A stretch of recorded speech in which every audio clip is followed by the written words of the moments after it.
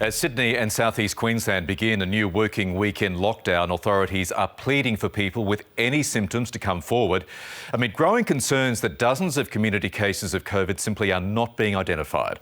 With the Sunshine State weighing up whether to extend the snap lockdown as its Delta cluster grows, Deputy Premier Stephen Miles has expressed alarm at low COVID testing rates. Further south, a popular meat market in the southwestern Sydney suburb of Campsie has emerged as a major venue of concern after an employee with COVID worked there for a week while infectious. It comes as 12 residents of a nursing home in Sydney's inner west were taken to hospital after testing positive for COVID-19. Let's get more from our reporters. Nakari Thorpe is in Sydney. Michael Rennie joins us from Brisbane. Michael, I want to start with you. There's a new warning this morning for school students. There sure is, Lisa, and I'm outside Gregory Terrace, St Joseph's College, one of the elite private schools in Brisbane. This is located right near Brisbane CBD.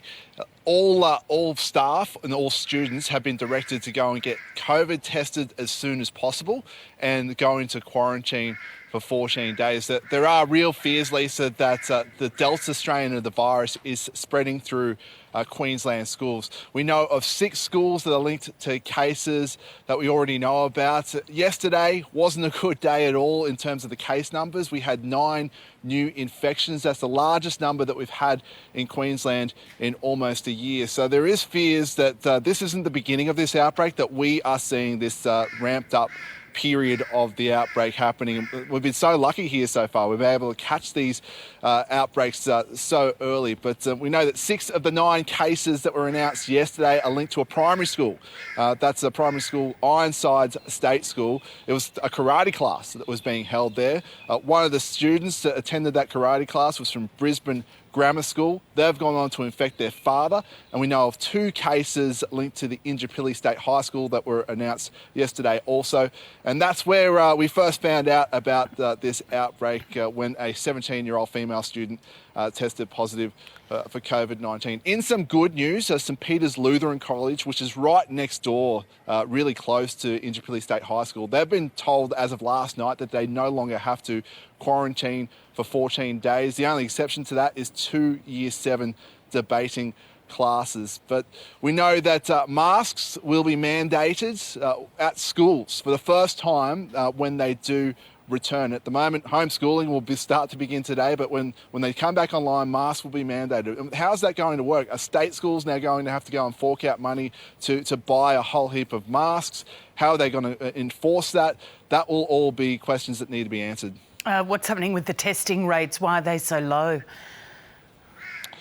Well, they were low. We saw just over 11,000 tests in the last numbers that came out, which was drastically lower than what the Chief Health Officer, Jeanette Young, wanted to see. She wants us to see around 40,000 tests per day. I think we're going to get a lot more people today, Lisa, a lot more numbers of the people getting out tested, because we know that there was huge lineups yesterday of people trying to get tested. In fact, some people were being turned away from testing centres because they just couldn't get in because of the lineup of people.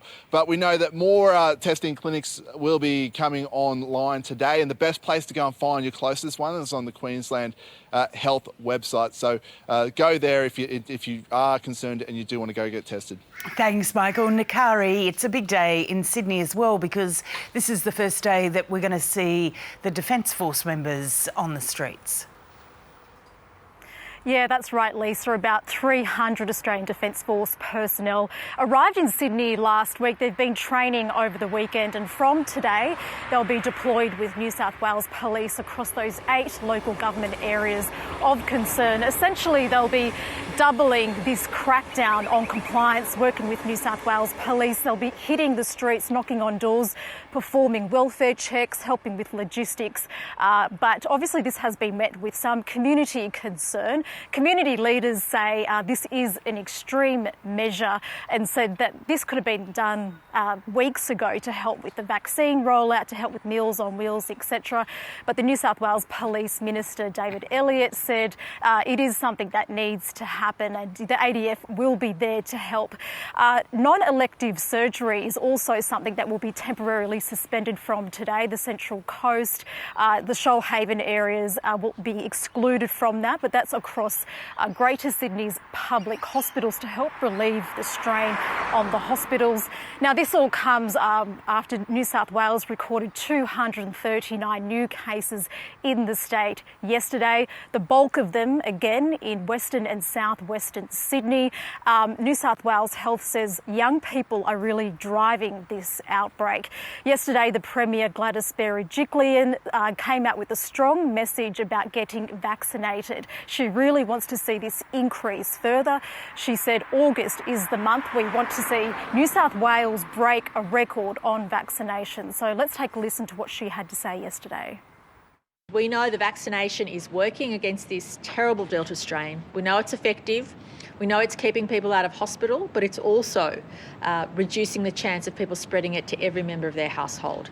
Whether it's the target of 70% or 80%, we know once we hit those targets, life will be very different for us.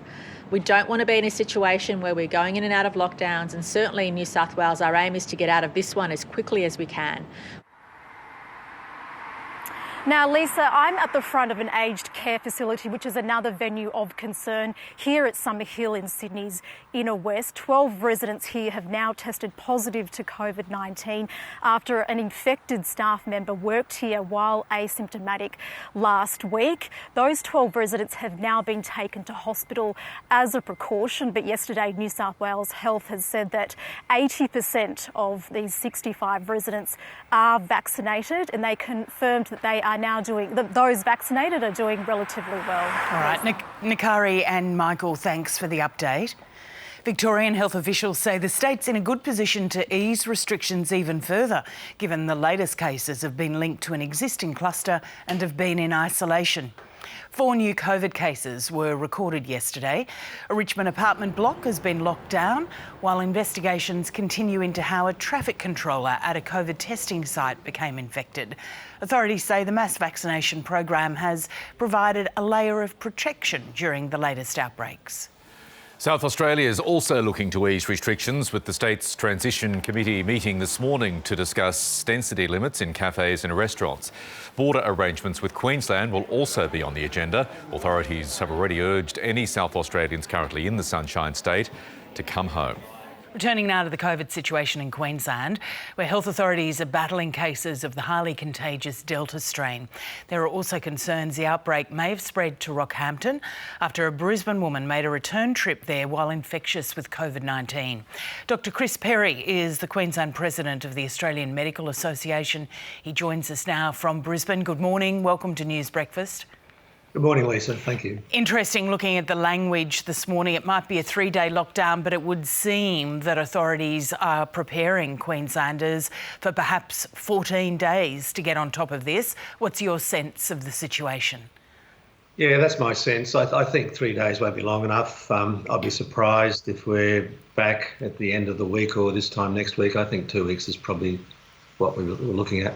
Yeah, and when we're looking at the numbers as well, interesting that 5 of the cases yesterday were among children aged 10 to 19. Delta's certainly a different kind of strain, isn't it? We've seen it in Melbourne and Sydney, and now Queensland's having to deal with it.